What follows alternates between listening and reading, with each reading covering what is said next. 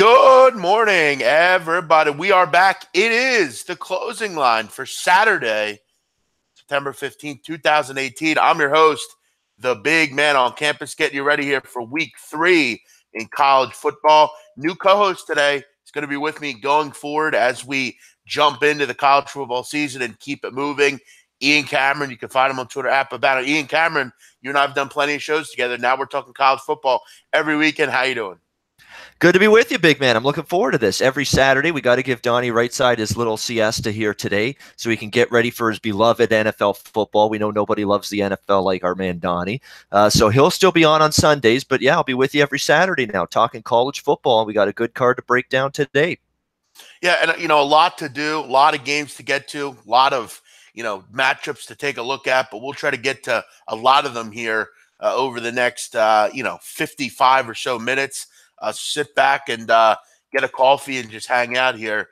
Hopefully you enjoy the show. We'll try to get to everyone's games. I know people are going to put games in the chat. We'll try to get to them all. A lot of the big games we'll hit, and a lot of the small games we'll try to hit as well.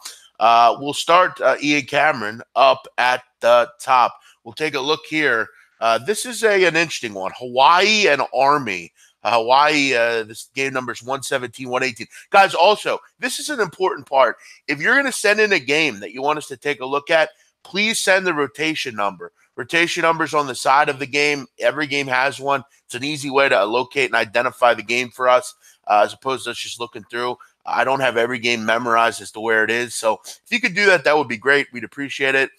Also, as always, if you're in the market for any sports book, you're looking for a change in what you're using, make sure you check it out, sportsbookreview.com. All the books are graded and rated. Make sure you check those out to give you the best in the way of sports books. Also, hit the like button. Let us know you're out there and say hello on the chat. Ian, let's start with Hawaii Army. Army 663 a total.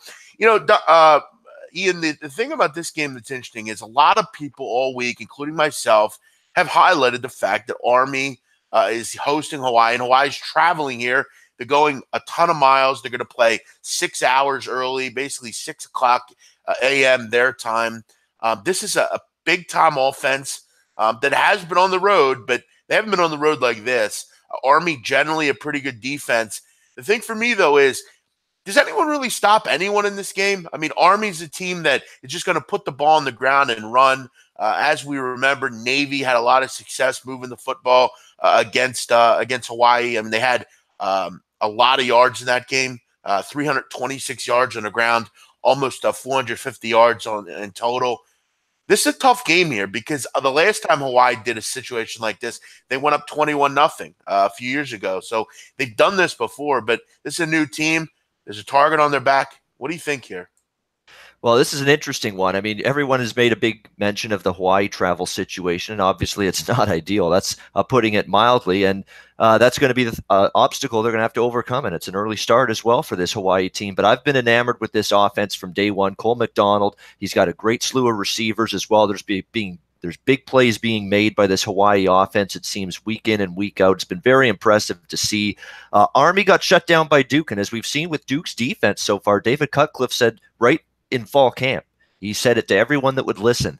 My defense is ahead of my offense. I think that's the unit that's going to carry us early on. Sure enough, Duke's defense did good against Army in that first game, but Army got their triple option back on track last week against Liberty. Doesn't that commercial drive you nuts, by the way? But that's another story. We're looking at a situation here where I think Army, like they did last week against Liberty, they can get their triple option going against Hawaii.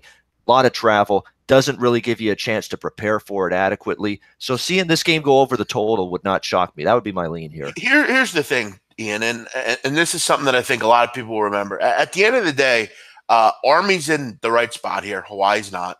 And if you're asking me who do I trust to get a stop, it's surely Army. I don't trust Hawaii. I think they played bad defenses. I think they're kind of a product of that. They're a product of basically being at home. For me, Army should get the job done here. But this Hawaii team, it's hard to step in front of them no matter what the spot. But it is a bad spot for the Hawaii Warriors here. Let's keep it going here. Ian, this is an interesting one. I don't know if you had an opinion on this one. You sent me a kind of a list of games you had a thought on. We'll get to a couple of those. Actually, let's get to one of those right now. Florida State, Syracuse. An interesting game. A game where you think there's going to be points. You look at the total; it's up at 69.5. Florida State a favorite. I'm not really sure that I'm comfortable laying any sort of points with this team right now. They failed to cover in 12 of 16 over their last games in a conference opponent game. They just don't win very many games in this conference and cover them. What are your thoughts on this game? It's always tough to go up to the Carrier Dome against an offense in Syracuse that in 2 games is averaging 58.5 points a game. Now, that was against Western Michigan and the Wagner Seahawks. Do you think it's any different here? What do you think goes on in this one? I'm going to take Syracuse here. I really like the orange in this game. I've not seen anything I've liked from Willie Taggart's offense so far that gives me confidence going on the road here, even against Samford.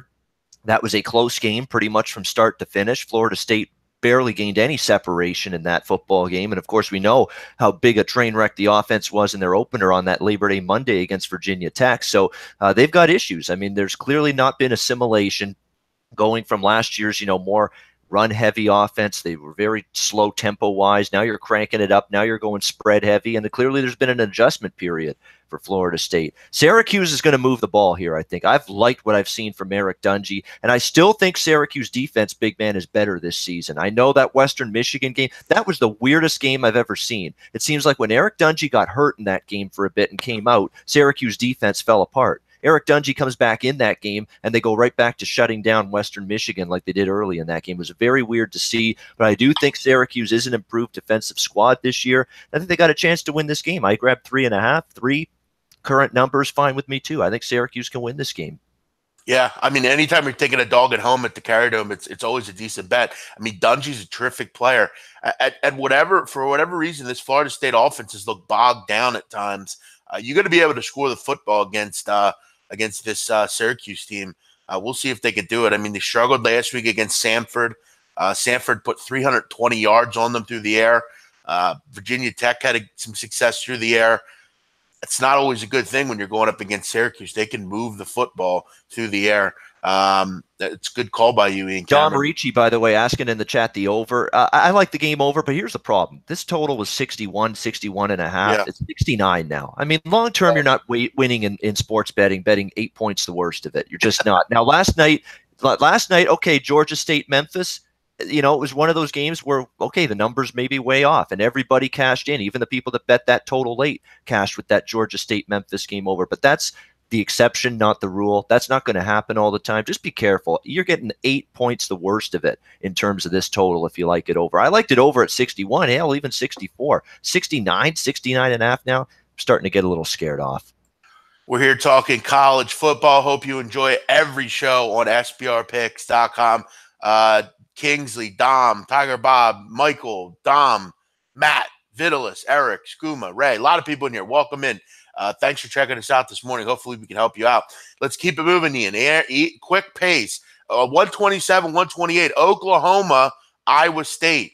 Oklahoma 18, 54 on the total. A lot of people are worried about Oklahoma. They're worried about them that they don't have Rodney Anderson.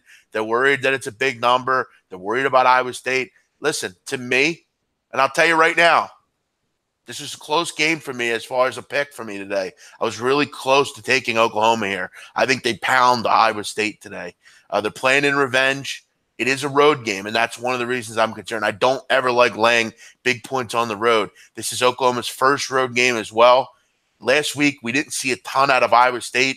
Kyle Kemp, the quarterback, was injured. Now they got to go with Zeb Nolan, a backup who has limited experience. Last week, he was 4 for 10 against Iowa. Look, at the end of the day, it's Oklahoma. They have plenty of leaders on offense, and they actually have a few good running backs as well as Rodney Anderson. So I expect the loss to hurt, but it's not going to be terrible for them. They can still move the ball. They still have Kyler Murray, still have CeeDee Lamb, still have plenty of running backs. It's not going to be a big deal. To me, I think Oklahoma beats a lot of teams this year by a lot. I think towards the end of the year against some of their tougher opponents, they may struggle, but I really don't think Iowa State has any ability to hang in this game, especially without Kemp. I think they go in and I think they win fairly easily here. against Iowa State.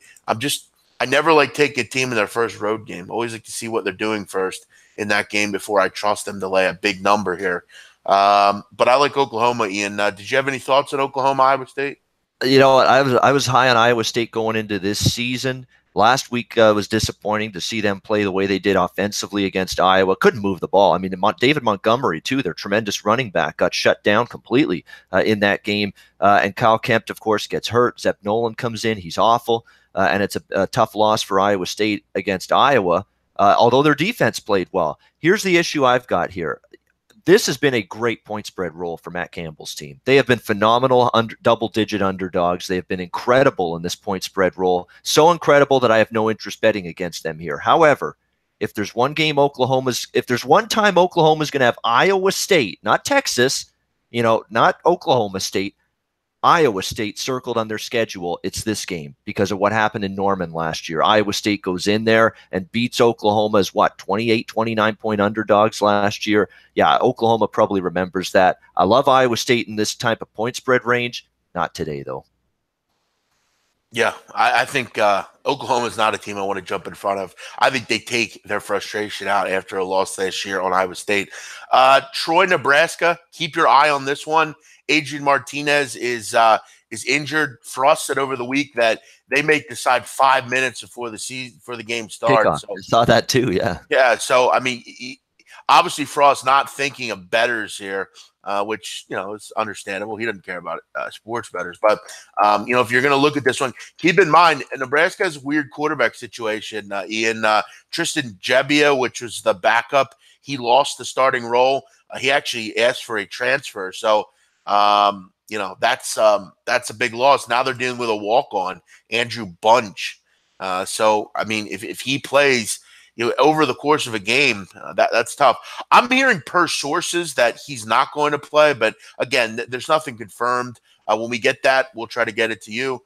And actually, I'm seeing Channel 8 KLKN TV just posted a video 2 minutes ago of him warming up in full pads. Now that could just be a check. There's no indication that he'll play, but we'll, again, keep abreast of that situation, Ian, to see. If he plays, you got to figure that's a nice play against Troy. The Troy Trojans are down this year. They're struggling. They can't really stop anybody. Their offense has been bogged down. I had Nebraska last week. It was a tough loss. They fumbled twice, and it really hurt me. If he plays, Ian, have you seen him play? He's really good, that kid. He's really good. He's really good. And last week, I mean, it was unfortunate for Nebraska. They played very well against Colorado, but turnovers, mistakes, just some really bad miscues at bad times cost them that football game, a winnable football game. But very impressed with the very first game after the game they had the week before got canceled. And they were able to come back and basically play that well, even in a losing effort against Colorado. I was impressed. I don't like much about Troy coming into this season. It's a rebuilt team, new quarterback, a lot of new faces on the defensive side of the football. They got shredded by Boise in their opener. Now you got to go to Lincoln here, take on this Nebraska team. If Martinez plays, I see value in Nebraska, see value in the game going over the total as well. I got kicked out for a second. Now we have two of me in here. Kick my other one out, Ian, will you? Yeah, we're here. Sorry. They say two big men are better than one. I guess not.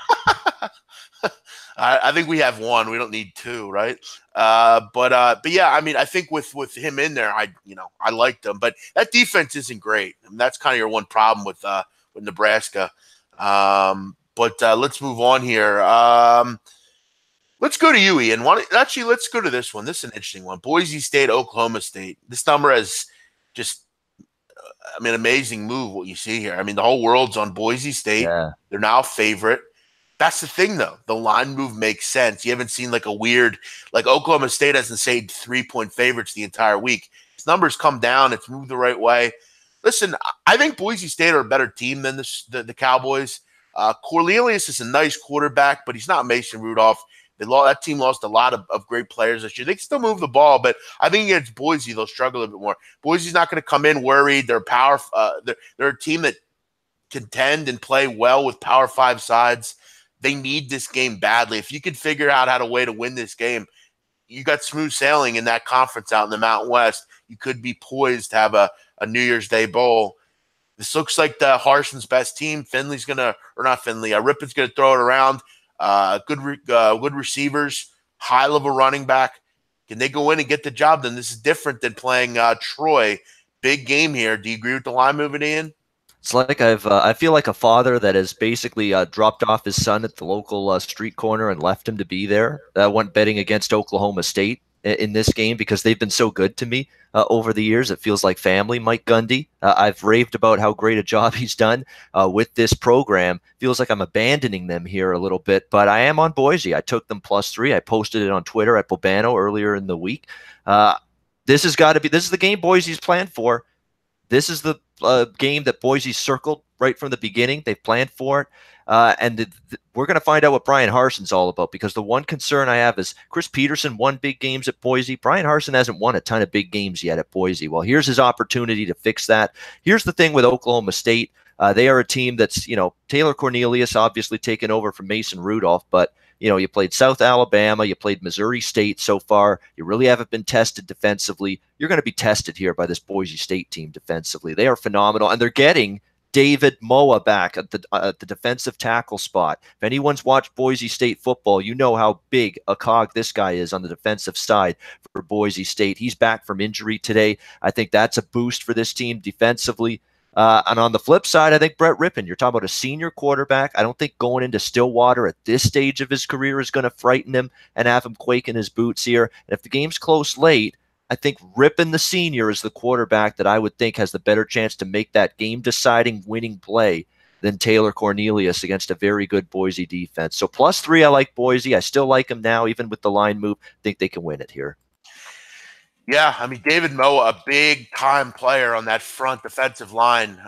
He was a player that last year was arrested. He put that behind him. I feel like a big kid. He's not an overly bruising, hulking kid, but he's 6'3", 275. He's not 340 or 330, but he's fast. He's quick. He's versatile. He's a guy you need to have there if you're Boise State. So a big getting Moa back on that defensive line. I agree. Also, in a game like this, you'd expect it to be pretty high scoring. I way more trust Oklahoma State's defense than I trust or I way more trust Boise's defense than I trust Oklahoma State's. Let's keep it going here, Ian Cameron. We'll keep going through many games. If you have a game you want us to take a look at, please put the rotation number on the chat, and we will get to it as soon as we can. LSU Auburn, Ian. What do you think here? This is an interesting game to me. I think Auburn kind of shows out here. I don't think LSU's as good as people think.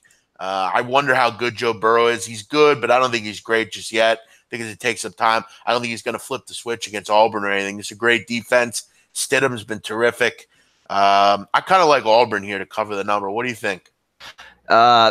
I lean the other way, actually, a little bit. LSU +10, and I don't love it, though, by any stretch. I just think it's just a little bit too high. I could see Auburn winning in that 6, 7, 10-point range. That's why I don't know if they're going to get that margin up to 2 touchdowns or more in this game against your good friend Ed Orgeron, big man. But it's a situation here where this is going to be a big proving ground for Joe Burrow. I mean, this is a guy with talent, obviously. When you get recruited by Ohio State, obviously you've got that. You're a good athlete when you go there. They brought him over now to LSU, played well enough against Miami in that first game, didn't make mistakes, relied on the ground game, and I think that's the recipe here against this Auburn team.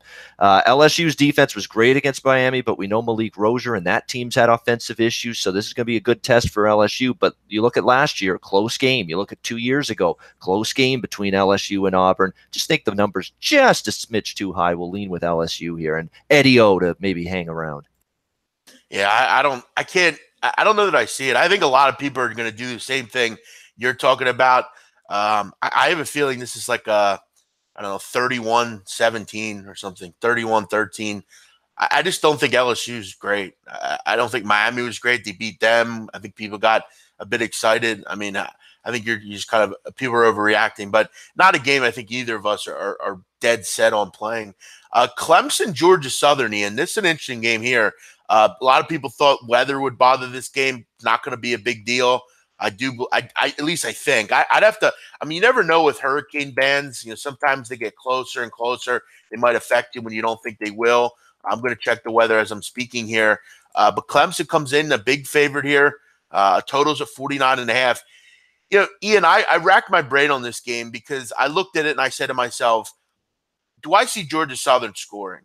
And I say no, because Clemson's giving up like 2.6 yards a carry, and they're just way better than Georgia Southern. They should handle them and win, 51-0. But then I thought, maybe late in this game they'd have an opportunity, maybe put 7 or 10 points up on the board, maybe hang here. The weather's bearing down. It's just one I just kind of avoided.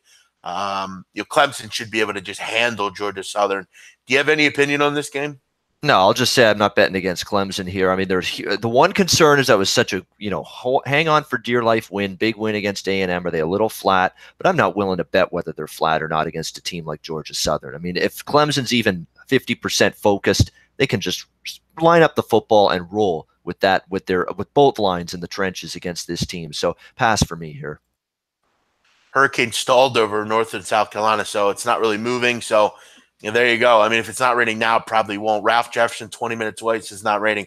The only concern I have here is late in the game, does Clemson have, if they're up, 38-0, I just don't, I worry about the back door. But if I'm playing this, I'd play Clemson. It's just not as strong as I wanted it to be. For whatever reason, Clemson's defense, I mean, particularly through the air, I mean, maybe Clemson gets caught here on something. They're not great through the air. So that's one thing I worry about. Maybe Georgia Southern switches up a little bit and throws it or something. Colorado State, Florida. Didn't have much of an opinion on this game. Ian, you like this one. What do you think about Florida, Colorado State? Florida, 20.5, total 59. One of my favorite games of the week, to be honest, from a strength of bet standpoint. I think this is buy low time for Florida. I mean, there's nothing to like about the way they played last week. 27-16 loss to Kentucky. Nothing at all. The offense did not work. Felipe Franks was awful. The ground game didn't get going. You're wondering to yourself after this game. Remember, that's the first time Kentucky has beaten Florida in forever. It was something like a 29-30 game losing streak they had against Florida. They snapped that Kentucky last week. It was a terrible loss for Florida. And you're starting to wonder, is Dan Mullen going to get this on? He brought in because they thought he could fix this offense and get better quarterback play out of this team. Can he get the job done now? Dan Mullen's not a happy guy in practices this week. Apparently the team responded with some tough, hard practices. I think you see them vent some frustrations, take out some frustrations on this Colorado State team in this game. And I think you see this offense going at a much better clip today. Obviously, when SEC play comes around, there's still questions, big man. Can this offense and can Felipe Franks, the quarterback, deliver? But I don't think it's going to matter today because as far as I'm concerned, and I said this in the Play of the Day video I did, we could form an offensive line, 5 people, me, big man, Donnie, Peter Loshak, Jimmy the Bag, 5-man offensive line, we'd be able to bowl over this Colorado State defensive front. That's how bad they are. They can just line it right up, run the football right down their throat. Receivers running wide open all season against this team. They give up 40-plus to Hawaii and Colorado earlier this season. This is the spot I think Florida gets their offense going. More than happy to lay 20 with this Florida team in this spot. Also went over the total, but the over's taken a lot of money. I bet this over at 55. Big man, and it's up to 58.5 now. So be careful with that. But I like Florida, like the game over the total as well, side and total in that one.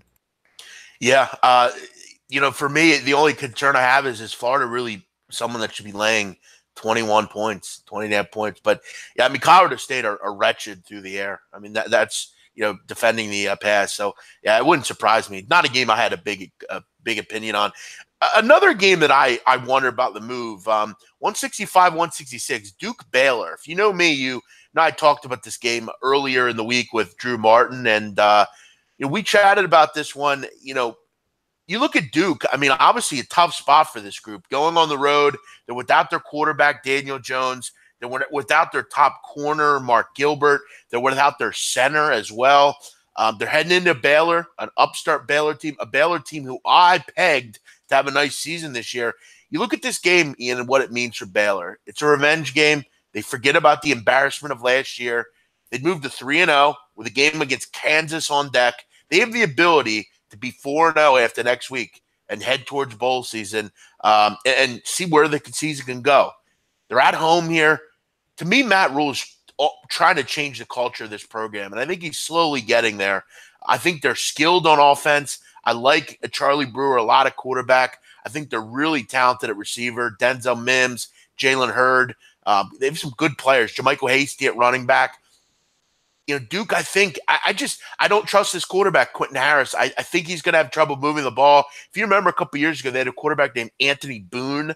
He was a skillful runner, but he couldn't move the football through the air. I think they struggle to move. Yet this line dropped to 4. Either we're getting a great line on Baylor or I'm just way off here.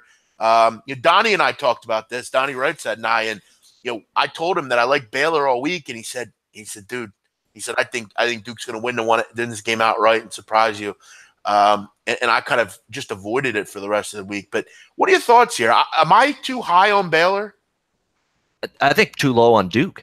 I mean, Duke's been very, very good so far. They shut down Army completely. They went into Northwestern, and that was no fluke. That was domination on both sides of the ball over Northwestern, start to finish in that game. This defense has been fantastic.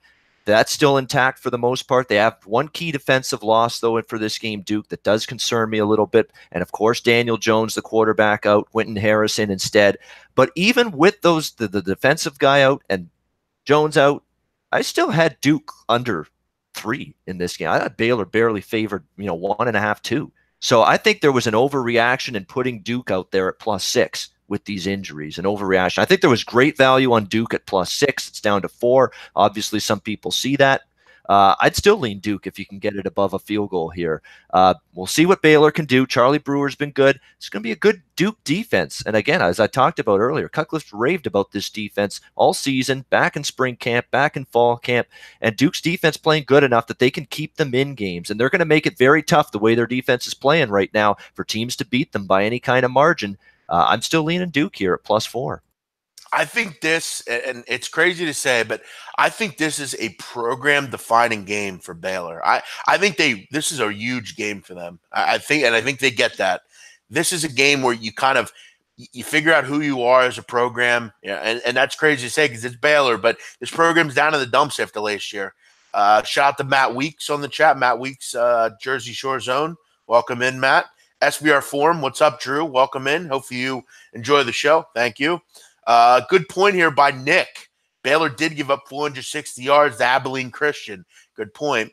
We'll see what happens. I'll be on and say that Ian and I disagree in this one, but that's why it's not official for us, Ian.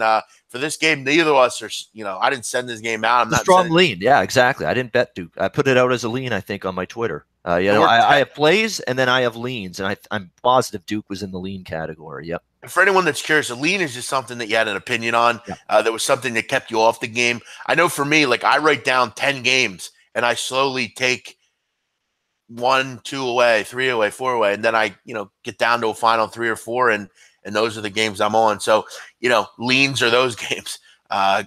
We can give you an opinion on every game we have on the board here, but some are just opinions. North Texas, Arkansas. Arkansas 65.5 a total. Drew Martin said something smart about this game, and I think he's dead on the money. I think North Texas, I think this number is a bit too cute for North Texas. Can they really hang within 6 against an SEC team off a bad loss? You're going to see what Chad Morris is made of here in this game. If they lose or even struggle in this game, Fayetteville is going to go nuts, Ian Cameron. You can't lose to Colorado State and then struggle against North Texas, a team that, is pretty talented offensively. I guess for me, I kind of look at this game and say, why not just bet the over? I mean, Arkansas has issues at times getting stops. I mean, North Texas is going to go quick. They have a great quarterback in Mason Fine. This game's kind of dangerous. What do you think, Ian? With the injury situation that Arkansas has, you want to back them right now? I don't. This is a banged up football team beyond belief right now. This is a MASH unit. This is an infirmary that Chad Morris has going on right now here in Fayetteville, Arkansas. I mean, you look at it. Defensive end, Randy Ramsey. Offensive lineman, Colton Jackson and Shane Clennon. Expected to be out. Linebacker, Dre Greenlaw. Defensive end, Dorian Gerald.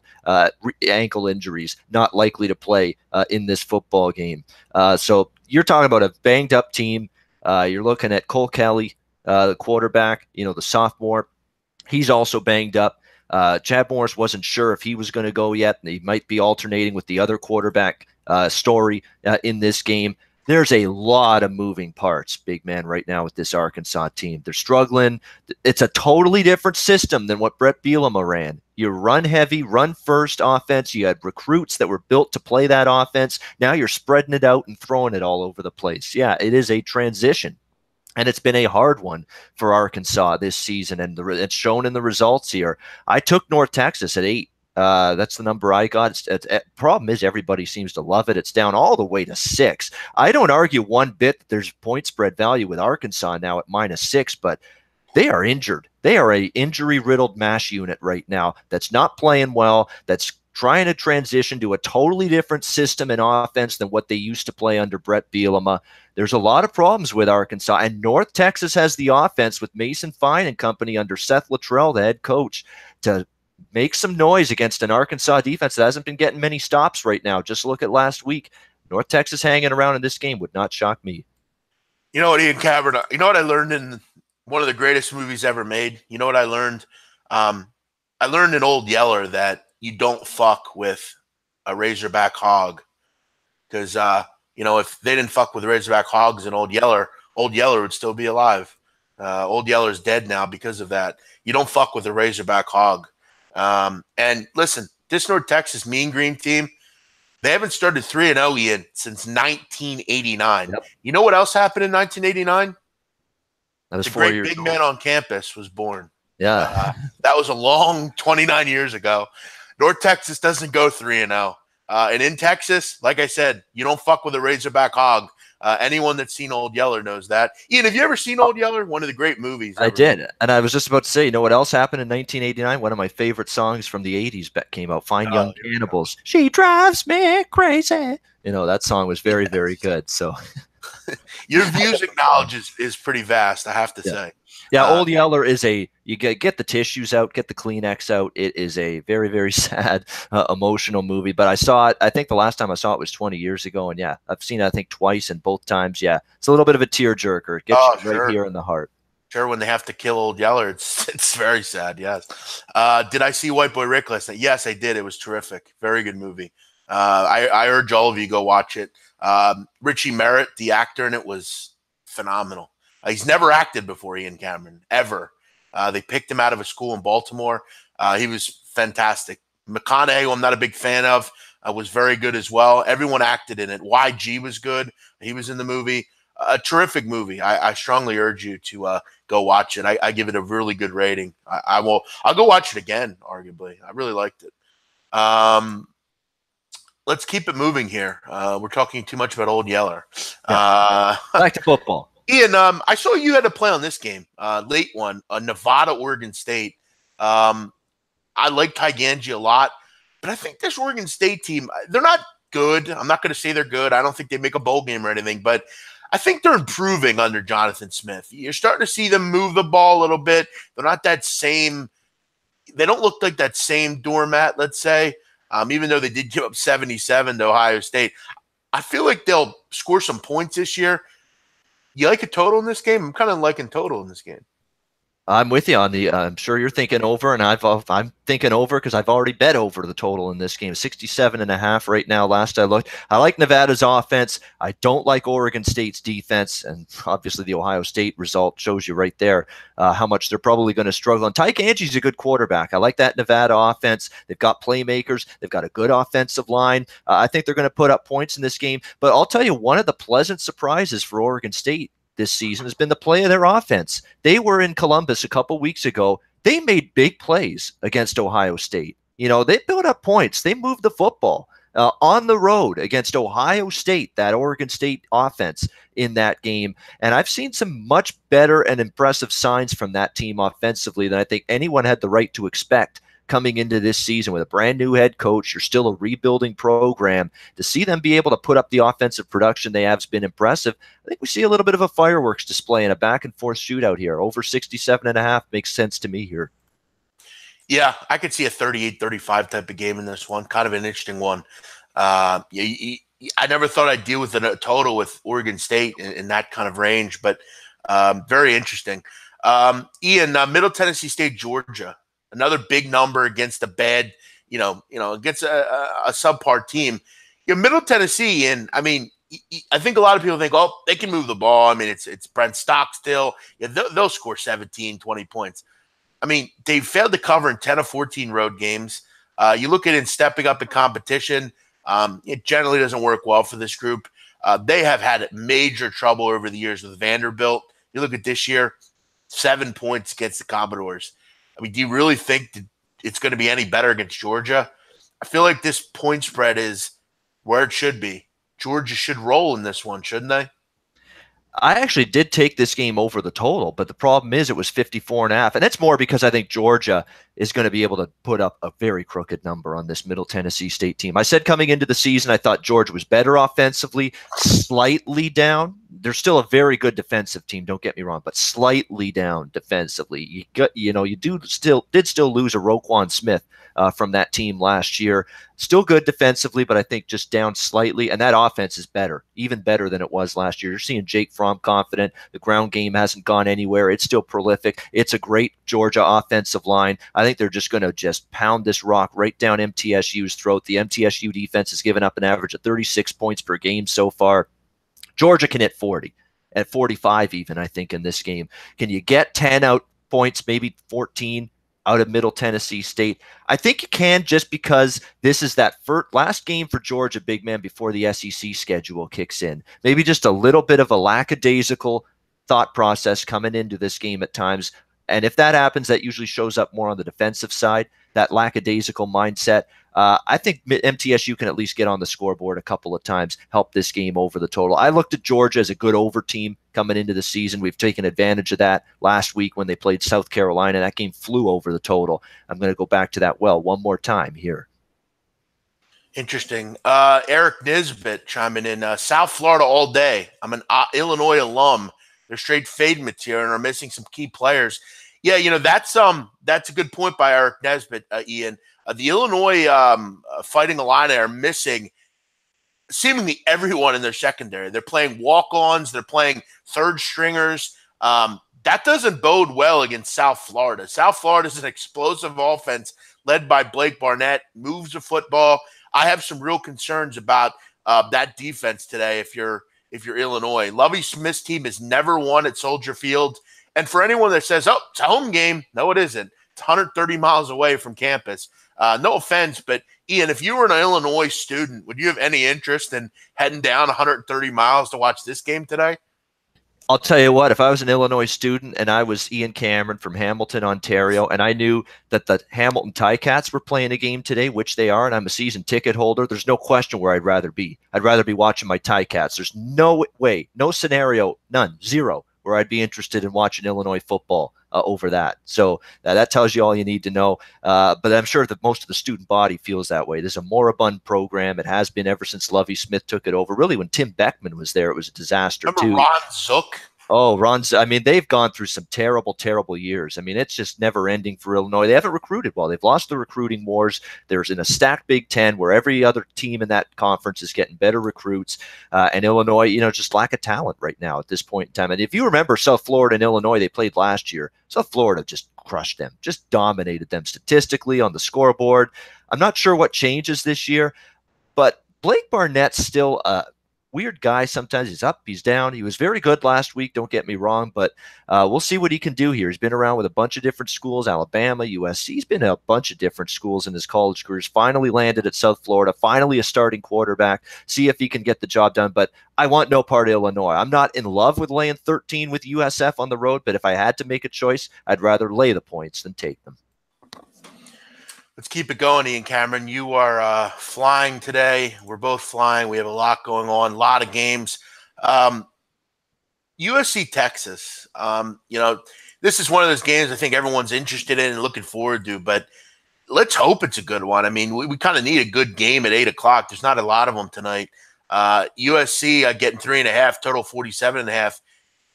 Two offenses that I think can move the ball a little bit. What do you think about this game, Ian? I haven't had much opinion on it. I think two teams that are just lacking a lot of juice right now.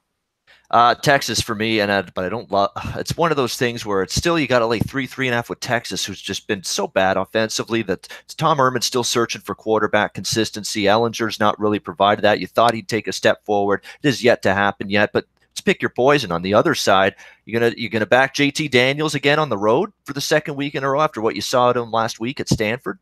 I'm not sure I'm really excited to do that. It was a dreadful game for the USC offense. And Texas, if there's one game that's circled, this is it. You lost in double overtime in the Coliseum last year. You had multiple chances to win that game. You could have won that game. It was a tough loss.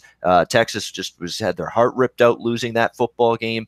This one's circled. The question is Texas good enough to get the job done? This is my spot. This is the spot I circled before the season when I didn't back Texas against Maryland, good thing. Didn't back Texas last week against Tulsa, good thing. This is the spot I had circled before the season. I think Texas, revenge spot. I think they're better than USC early on. This is their chance to prove it. I'm a little more down on Texas now than I was then, but I'm still willing to take a chance on Texas minus the 3.5 here.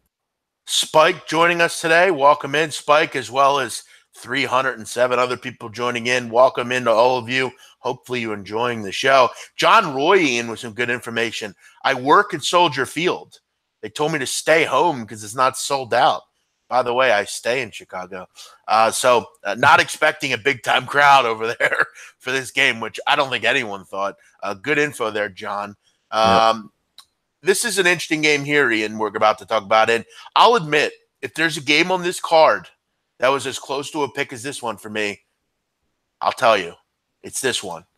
This is not a pick. It was this close. You know how those games are, Ian? Yeah. There's one little thing that is just sticking in your craw that you just can't overcome, and you got to just say, all right, I got to leave it alone. And it's this game right here, and I'm going to tell you what exactly it is. 191, 192. Missouri, and it's not, Ian, I don't want to hear you say Missouri. It's Missouri. Missouri? No, I say Missouri. I know, it's me too. But there's this commercial in Philly that they play. It's this divorce lawyer that has a commercial, and he goes, "Hi, I'm Joe Cordell. I do divorce lawyer stuff, but I don't do it in Missouri." Missouri, and he always says Missouri, and I always think of that. So we say Missouri on this channel, but they're laying 6.5 at Purdue.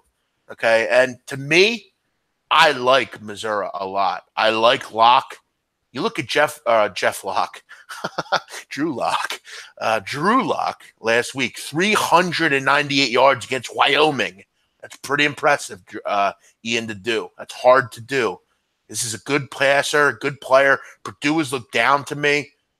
Rondell Moore is about the only player they have that I trust. I hate their quarterback situation.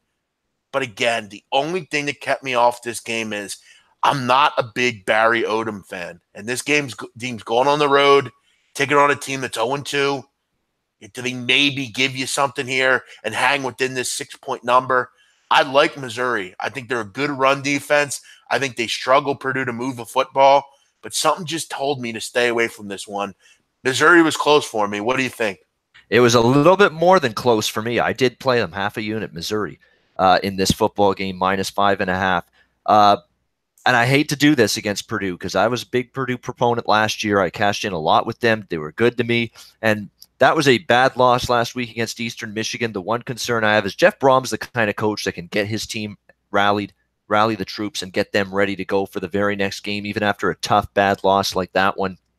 That's a concern. But Jeff Brom was blunt in the press conferences this week. My offense is not where it needs to be. There's no consistency with Sindelar and Blau at the quarterback spot. Sindelar's banged up going into this game, so you're probably going to see more Blau than Sindelar. And the defense has lost a lot of faces from last year. That defense that carried Purdue, they're all gone, and this defense is struggling to get stops right now. I think Purdue's going to want to atone for themselves. That's my one concern. But fundamentally, matchups on the field, big man, offense versus defense, Missouri wins them on both sides of the ball in this game. And if there's one time Missouri's ready to play Purdue, it's this game, because last year Purdue didn't just beat Missouri. They handed it to Missouri. That was a shit kicking. They got their teeth kicked in, this Missouri team, by Purdue last year. They haven't forgotten that. And they've actually mentioned that loss coming into this game here today. I think that's enough to get Missouri fired up. They have too many edges right now, offensively and defensively. Even if Purdue wants to step up after the loss last week, I think to not get this job done. Yeah, I laid 5.5 here with Missouri. I was on Purdue in this matchup last year between these two teams, so I loved what I saw. I'm going the other way this time. I think Missouri gets the job done. Yeah, and that law group I was talking about, they're like a huge law group. I guess they're a law group everywhere. And the guy goes, and he sounds nothing like anyone from Philadelphia, but he goes, "I'm not licensed in your state, but one of our attorneys are." He's just, you know how those stupid commercials radio are. They're just stupid and lame. Exactly. Just another annoying commercial that makes your ears bleed. What else is new? Only see a million of them every fucking day. Exactly. Someone asked about Miami Toledo. Do you have any opinion on this game? I didn't see much. Miami hosting Toledo in this one. After what I saw out of the Miami Hurricane offense so far, I'd take Toledo before I'd take Miami. I really would. I mean, that offense has got problems. I mean, Malik Rozier's not developing. Seems to be a hesitancy on Mark Richt's part to put Perry in instead at the quarterback spot. It's a frustrating situation to see quarterback play, hold back, and even offensive line wasn't great against LSU. That hold back this team just a little bit. But yeah, I mean, offensively, you got to put up points to cover these numbers, especially on the road. And I know it's a MAC team. Toledo's down from a little bit from where they were last year, but I'd still take Toledo before Miami in this price range. Ian, I'm going to do rapid fire here, and then what I'm going to do is we're going to get into some. I'm going to throw out some FCS picks. I always like to do those. Oh, very good.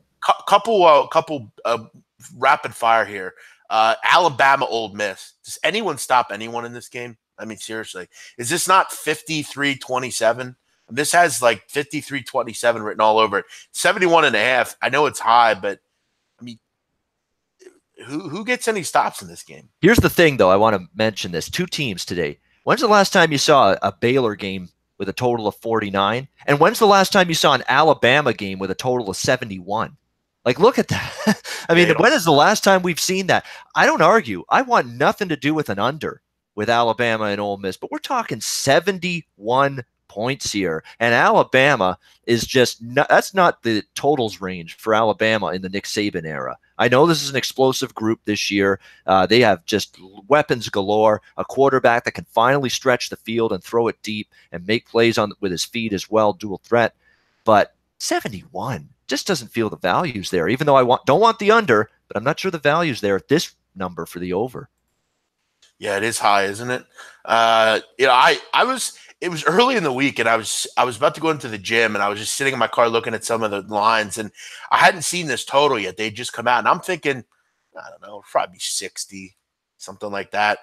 I come out at 70.5. I'm thinking, Jesus Christ, that is way out of their price range, but it seems high.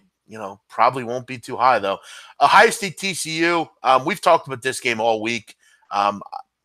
It's a tough game.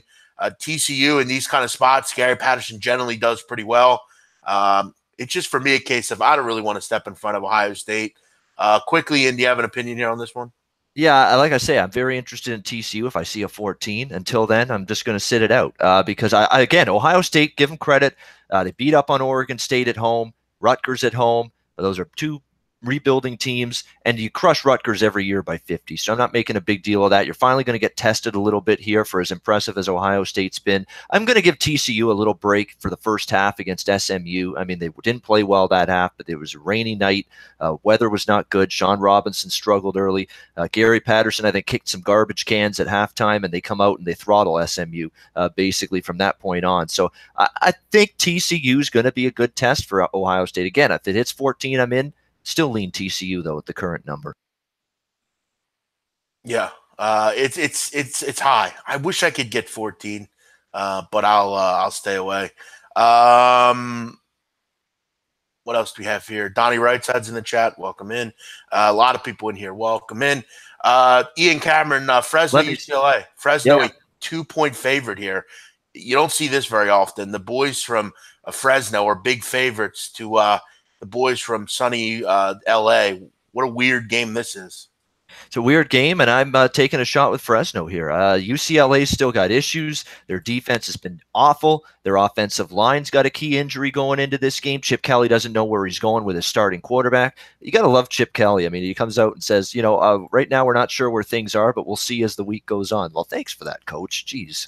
I mean, that's how he. Thanks for some insight there, Chip. But it'll be either Wilton Spade or Dorian Robinson, who's a freshman, at the quarterback spot here for this UCLA team. Either way, this offense is a work in progress. Let's put it that way. I mean, this is another situation like Arkansas.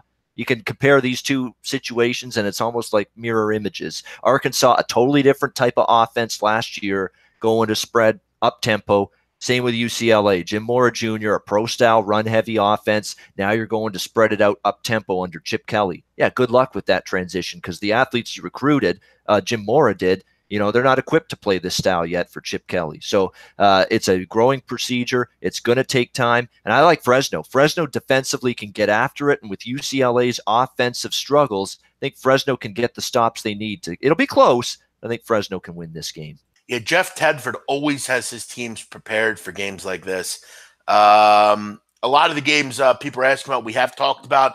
Check it out and get back to head back into the show, and you can find a lot about the games we've talked about. What else do we have here? Maybe no coach in history gets away with being more cute than Chip Kelly. Yeah, he doesn't give any info out. That's what he does. Ian, let me go into a couple FCS, FBS games. Sometimes the best value is presented deep in the card. Couple that I had my eye on. Navy Lehigh, interesting game here. Navy doesn't play a lot of these type of games. They don't play patsies very often. You have to go back to 2016, the first game of the season. The last time they played an FCS team, it was against Fordham. They won 52-16. It's not normal for Niumatalolo to do this. He doesn't play FCS teams. This is a role that they're not particularly used to, but I don't really feel like on any level they can stop. Lehigh can stop Navy. I'd expect them to win handily here, but just keep in mind, this is not a spot they usually have. Wofford, Wyoming. Interesting game here. The Wofford Terriers are a good football team. I have them top 20 in the FCS to come into the season. They have a really good quarterback on this team, Joe Newman. They have some Pittsburgh connections on this team. This Wofford team's solid. But you're going up against a Wyoming team out in Laramie. That's always difficult. Colorado against New Hampshire. This New Hampshire team, you talk about a team, Ian, that has really hit skids totally. If you know anything about New Hampshire, it's funny because we were just talking about Chip Kelly. That's where Chip Kelly started his career. The New Hampshire Wildcats, again, under Sean McDonald, I think a lot of people thought in the FCS this team would be a top 5 team this year. Then the season started. Trevor Knight's out, their quarterback. Last week, they lose to Colgate 10-3. Before that, they lose to the Maine Black Bears 35-7. They started the season 0-3 with injury problems, with a mess of a team right now, heading in to take on a really solid Colorado team. Doesn't seem to bode well here for this group. It just gets worse for New Hampshire as the season goes on. Florida Atlantic should crush Bethune-Cookman today. I expect Nick or Lane Kiffin to go all out in this one. They've had a tough kind of start to the season. They had that blowout against Oklahoma. I think they take some pain out today on the poor Wildcats down from the MEAC. Bethune-Cookman is a team that really is a low-level MEAC team. Shouldn't have much of a chance here today. Northern Iowa, keep an eye on them against Iowa. This is always a top-level program. Eli Dunai is a great running back for the Panthers here. We know in basketball, this is a good group, Northern Iowa. They're just as good in football. Remember David Johnson? They produced him. This is a lot of points for Iowa to lay against a pretty good Panther team. Ian, I don't know if you know much about Northern Iowa, but they're strong. They're good in the Missouri Valley. They have a lot of standouts. They were a playoff team last year. 18 might be too many in a game like this that should be low scoring. That's the one game, big man, that you mentioned just now that I'm interested in, FCS versus FBS, that Northern Iowa game. I think that's the one I was looking at betting. But now that you've liked it as well, I'm going to bet it. Absolutely. I'll get on that Northern Iowa team. And as for Colgate, you brought them up. It's a solid toothpaste brand to some people. It's not a solid football program. So just make sure you keep that in mind. Yeah, good point. Ricky Neal, a pass rusher for Northern Iowa, really good player. He could be a big problem for Iowa. Eastern Washington, if I can get 21 here with them, I'd be interested. That's a nice number for them against Washington State. Mike Leach's team seemed to always struggle with an FCS team every year. This Eastern Washington team is really good offensively. Gabe Jabrud is a good quarterback, a high passer rating, kind of a Verdum Adams type of player. They love those passers up at Eastern Washington on that red field. It could give Mike Leach's team some problems. And then Southern Utah, Arizona, waiting on a total in this game. Could be a late night play for me. We'll see. Arizona team, I think, shows out today. Southern Utah can't stop you, me, and 9 listeners in. And they're a team, I think, that can score the ball. So that might be an over worth looking at. That's a push comes to shove game because Arizona's had a terrible offensive line. It's been banged up all season long. If they get some of these O-linemen back, some of these cogs on that O-line, because Khalil Tate's been running for his life. He's had no time to throw, no time to run. But if they get some of those linemen back, that's something to look at for this game. And you talked about Southern Utah being bad defensively. If Arizona gets some reinforcements on the O-line, maybe the over could be worth a look there. Yeah, I mean, look, Oregon State put up, I think, 46 on them. So it's not something that I think Arizona could really kind of, someone's going to pay for this kind of game, something like that. According to some people on Twitter, Ian, including Connor Happer from 93.7 The Ticket, he is the public address announcer for certain Nebraska sports. Adrian Martinez is being listed and announced as starting quarterback. He's on the field dressed in pads. He jogged from one end zone to another. Slight limp, but nothing noticeable. Still no comment on who's the starter in this game. I'd imagine it's Martinez, but there's no one's come out and said he's starting this game. So you're pretty much going to have to wait until you see it on TV and he runs out there. Yeah. How long he's out there, I don't know. And laying 10 points, it's not something I want to get involved with. Unfortunately, we just haven't had a lot of great information. They have kept this very close to the vest. Just because someone warms up does not mean they're playing. So it's tough, but that's about as good as info as we're going to get from this one. Ian, the time has come for us to ride off into the sunset into another Saturday. Before we go, though, I always try to get 1 or 2 picks from you and from me, Donnie, whoever's on the show. Why don't you give me one of your 2 favorite plays today? I liked Florida minus the 20 and at 20 and a half and over 58 and a half. I got 55. I think it's still playable at the current number. Like that a lot. I really like Ball State in plus the points and over against Indiana, but that over in particular has been hammered. The best of that number's long gone. So that's tricky to recommend that right now. And I like Fresno late night. We'll give them Fresno as well to take down UCLA. So those are my absolute favorites. I like Florida in the over against Colorado State and also Fresno. Oh, how about a sneaky big dog? UL Monroe plus about 27 and a half right now against Texas A&M. Texas A&M, blood and guts, left it all out on the field to try to beat Clemson last week. Now you're facing a Monroe team with a good offense. Caleb Evans, a good quarterback, explosive team, backdoor potential, even if A&M's up by more than 4 touchdowns late. And they could be flat for this one just a little bit. Monroe, that sneaky big dog play for me today.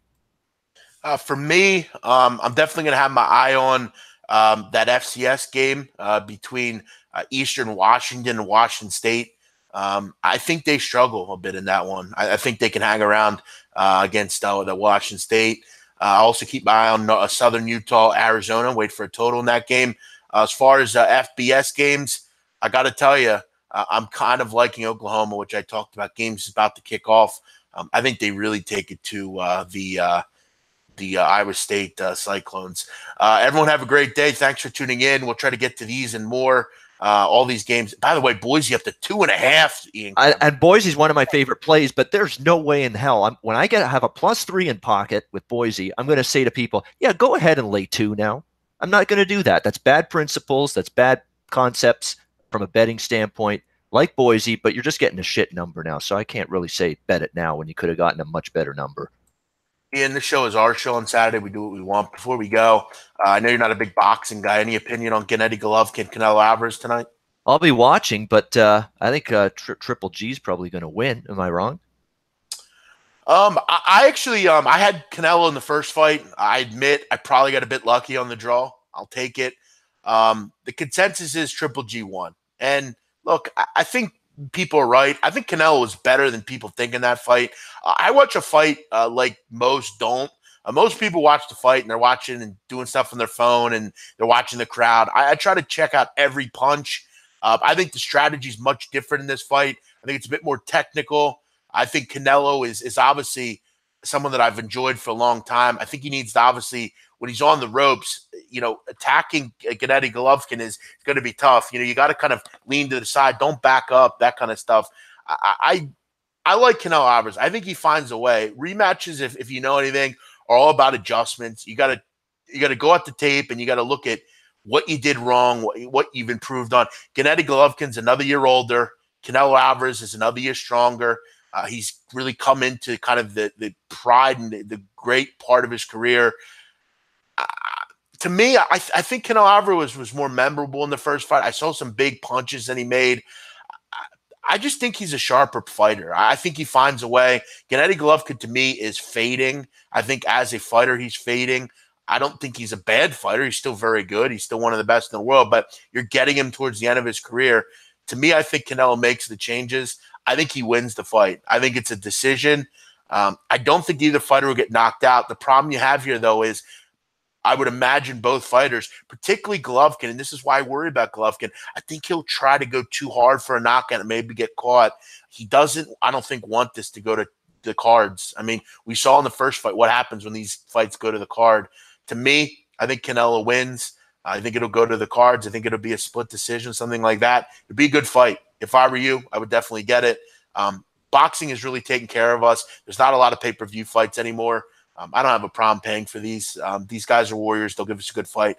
To me, I'm going with Canelo Alvarez. I pay $25 a month for the box and the service I have, and it gives me every pay-per-view. So there's my money that I dole out for that. But looking forward to it. I'm going to be watching it. And the rematch angle, I want to mention, that's a good thing to consider because I handicap UFC way more in depth than boxing. And that's always something I got in the back of my mind with a UFC fight. The rematch angle, the loser of the first fight just trains harder, works harder, makes those adjustments. The other guy, a little complacent, resting on his laurels that I beat him the first time around. Sometimes that rematch angle, it's hard to beat the same guy 2 times in a row when you fight him, whether it's in the octagon or whether it's in the squared circle. Something to keep in mind when you're handicapping combat sports for sure. Yeah, you definitely got to. They generally work harder. They're generally more busy. And you also had something going with Canelo. It was kind of embarrassing. I think he rights it wrong today. Adam Gallardo, what do you got on Garden City Independence? I forgot to look that one up, bro. The battle of Kansas junior colleges, last chance U. I forgot to look it up. I'll go Independence for shits and giggles. Give me Jason Brown's team. Everyone have a great day. Thanks for checking us out. We got to go. Enjoy college football week 3. Donnie and I will be back tomorrow for week 2. NFL.